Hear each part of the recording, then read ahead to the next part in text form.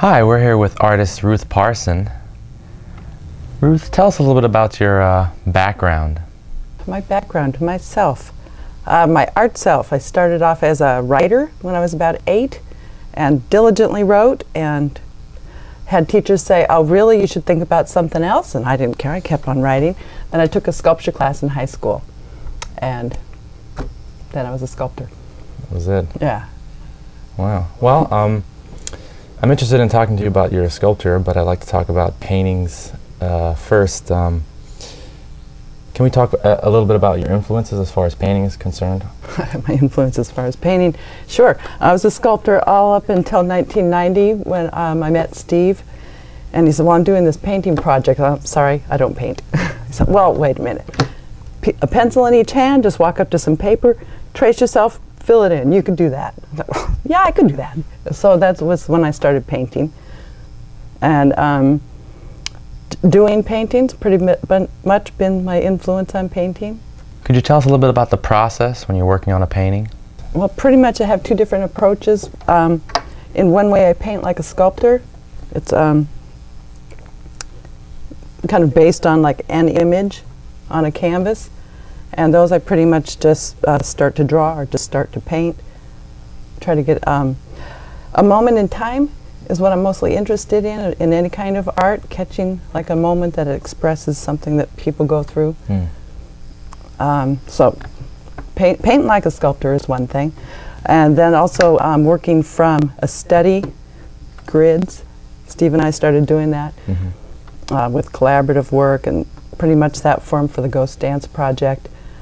And in that way, the part that I'm interested in is the paint, you know, the colors of the paint, the laying on of the paint, just working in little grids, each one being like its own little canvas. Right. Also on your website you have a painting called Uncle Manuel's Friend. Yeah. Yeah.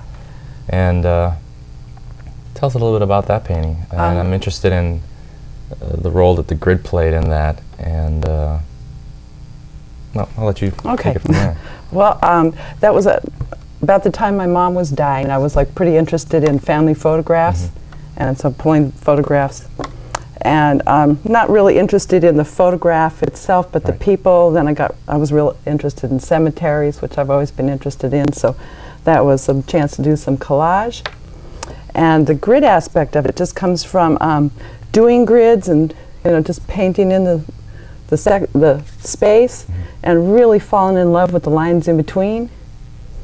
So that one was a lot about the shape of the grid. Right. How does sculpture differ for you from painting? Is there a different process? How do you translate the two? Sculpture for me is not at all intellectual. I sculpt first always in clay, and it's completely tactile. It's about what my hands know about the world, and it's just real direct. And it's always a surprise. I never really know what's going to happen. Just start with clay. Painting, for the most part, I have an idea first. And the major change for me was in sculpture, I pretty much would smoke stuff, but I would never use color. And when I got to painting, it was all about color. Blow me away. The whole concept of like, in and out and light and dark and trying to get off the primary colors. I couldn't get it, just couldn't get it in my head. It was a real goal of mine to start to get some sense of color, that there might be nuance. And I really worked hard at it, and I think I'm getting it. But yeah, that was. Well, de Kooning liked to sculpt also, and he would have someone buy him a big pair of old gloves, and he'd put them on, and he'd sculpt with the gloves on, in a kind of a way of sneaking up on himself or breaking his bad habits. So what do you do to get out of your own bad habits? Well, with clay, punching it. Really, if I see that I'm going, no, not that, not that little tight-ass thing, again, start to use my body more on it, hands, arms. Right. So that like pulls me away from that. Painting, I'm still like, I've only been painting for 10 years. It's like bad habits galore. I don't even know when I'm in the middle of a bad habit, pretty much, so not a trick. All right, you're also involved in a lot of performance art, and let's talk a little bit about that, and specifically, how'd you get involved in that, and if you could talk a little bit about your Black Widow piece. Okay, how I got involved in that, I was a sculpture technician at a college, around a lot of sculptors. One friend said, hey, I had a dream with you in it, and he tended to sculpt in light. And he said, okay, it was you and me where we're using only the word me. The light in the room looked like this. Want to do it? I said, sure, that seems easy. I could remember that line. So that's how I started doing performance art. And that was about 1974. And I did a couple more pieces with him. And hadn't thought about going on my own. And then one day I was riding my bicycle to school. And it was about a 5-mile ride, and I was near to the school. It was like a field there.